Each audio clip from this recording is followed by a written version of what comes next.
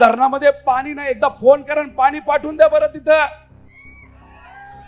आमच्याकडे लाईट नीट येत नाही, हो पाणी पाठवून द्या. म्हणजे अजितदादांच्या धरणातून नाही, खरं पाणी तिथं पाहिजे. हो मोदी साहेब इथं लाईट वेळेवर मिळत नाही, जरा फोन करा. मोदी साहेब या तालुक्यामध्ये डोंगर नाही, हो फोन करा, डोंगर येऊन जाईल. मोदी साहेब या वेळेस पाऊस पडणार आहे का नाही आम्हाला माहित नाही, मोदी साहेब जरा फोन करा, जरा पाणी आम्हाला इथं डोंगर पाहिजे, पाणी पाहिजे. अहो काय चाललंय तुमची भाषणं? मोदी साहेबांचा फोन जेव्हा आमचे दूध उत्पादक शेतकरी अडचणीत होते, नाही आला मोदी साहेबांचा फोन का? तिथं 10 रुपये द्यायला काय पैसे नाहीत का तुम्हाला?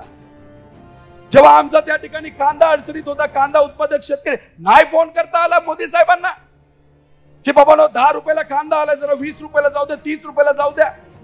ऊस उत्पादक शेतकरी जेव्हा अडचणीत होता आणि त्यांना 300-400 रुपये अतिरिक्त मिळू शकले असते, आणि त्यावेळेस तुम्हाला फोन नाही करता, मोदी साहेब तुम्ही पॉलिसी चुकवताय, जरा आमच्या शेतकऱ्याला अडचण त्या ठिकाणी येणार आहे. अहो मोदी साहेबांना तुम्ही धनगर आरक्षण देण्यासाठी नाही फोन केला. अहो इथं येऊन फडणवीस साहेब धनगर आरक्षणाच्या बद्दल लोकांना फसवतायत, खोटं बोलतायत, नाही मोदी साहेबांचा फोन आला. अहो मराठा आरक्षणाच्या बाबतीत देवेंद्र फडणवीस साहेबांचा स्वतःचा कार्यकर्ता आरक्षणाच्या विरोधात त्या कोर्टात जातोय, नाही मोदी साहेबांचा फोन आला. अरे काय करतात त्या फोनचं, जे सामान्य लोकांना त्याचा फायदा होणार नसेल?